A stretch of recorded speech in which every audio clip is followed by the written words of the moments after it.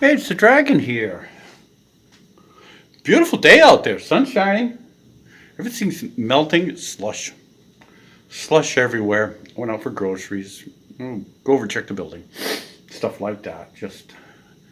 And I stopped at the thrift shop. So I figured this would be a good thing for a studio chat. What was at the thrift shop? Well, a lot of junk. And then some more junk, and then some more junk. And actually, if there's any skinny rapscallion out there that wants a couple of nice vintage Harris tweed coats, a brown and a green one, but yeah, I'm not getting into them. God. I should have grabbed them and tried to resell them, but I don't know, hopefully somebody will recognize that they're Harris tweed. I can't think of anybody that is that size, like 125 pounds or something. But the one thing I did find, and with the candles and the baskets and all of that, was an NAF, Native American flute, which we've talked about, not a whole lot because I don't use them a whole lot in the recording here, but I have used Native American flutes in some of my Celtic work. It's a Native American flute in Star of the County Down. If you go to the YouTube channel and check that out, that is actually the one that's in the video is actually the Native American flute. It was this one that I used in the video, which is kind of cool. This was gifted to me by someone that, I guess they're dead now. I haven't seen them for a long time. Last time I saw them, things went kind of wonky because they showed me their playroom.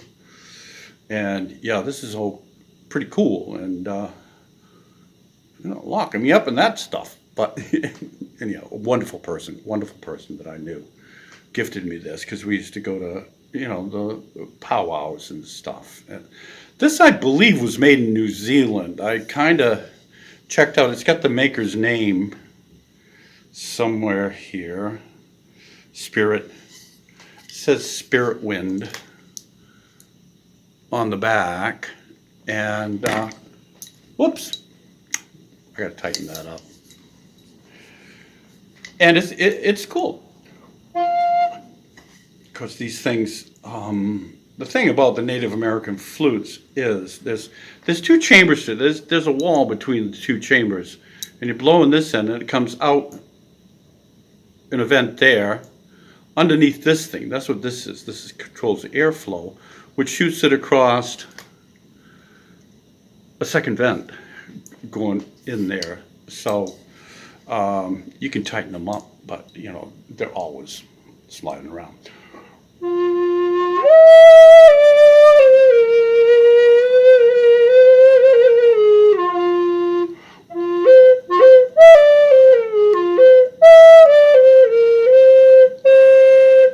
So that's one of them, and that's pretty dear to me. I've had it maybe 20 years.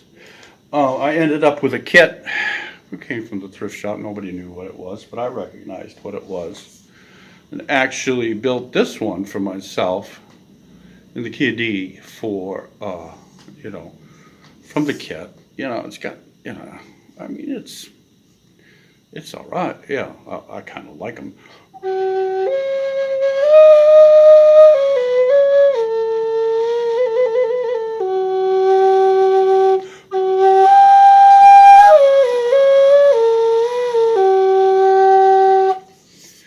Meditating and sitting around fires, and all of that. So, dragged out of the baskets and everything this morning was, I'm not too cool about the color, but I'll darken it up a little bit, or maybe I won't. Maybe I'll just clean it up a little bit, wax it. It's got a pretty nice totem here. They call them the totems on the end. This one's actually got an eagle, kind of a primitive eagle, but it's really cool.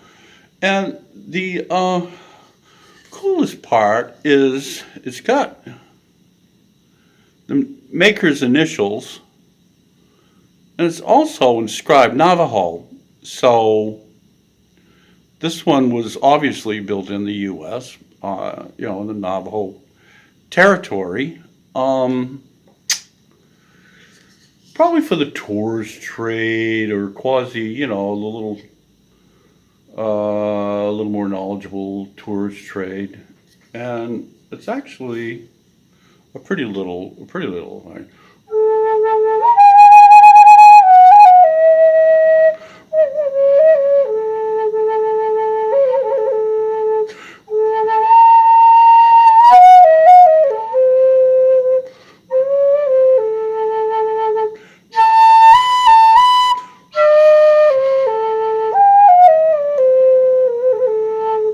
It'll catch, the first note of the upper octave, which is actually kind of cool because the other ones, it's kind of hard to do. I like the size of the finger holes.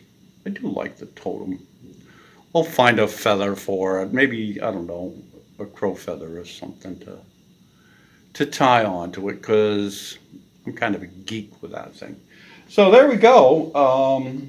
Visiting Native American flutes for the studio chat today. And they're cool. They're really cool. They're really earthy.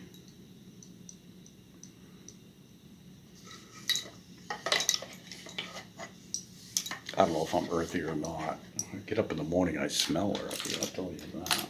I smell like an old person in the morning now.